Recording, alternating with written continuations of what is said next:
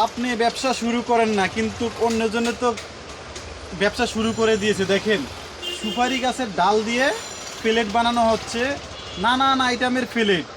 দেখেন, আপনি ঘুমিয়ে ঘুমিয়ে স্বপ্নে দেখেন সন্ধ্যাবেলা যে এই ব্যবসা করুম সেই ব্যবসা করুম, কিন্তু আপনি স্বপ্ন স্বপ্নে রয়ে গেল। মানুষে পুঁজি ছাড়া ওই যে ডালপালা দিয়ে ব্যবসা শুরু করে। ভাই, কবে শুরু করবেন? এখনও সময় আছে। যে কোনো ব্যবসা শুরু করুন, ছোটো ছোটো ছোটো থেকে শুরু করেন।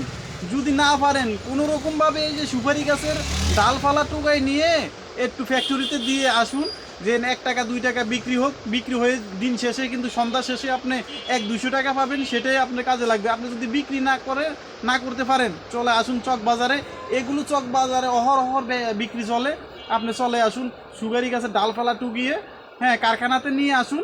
এরকম প্লেট বানিয়ে দিব অসংখ্য। এগুলো তো এখন মার্কেটে হিট। ভালো থাকবেন, ব্যবসা শুরু করেন।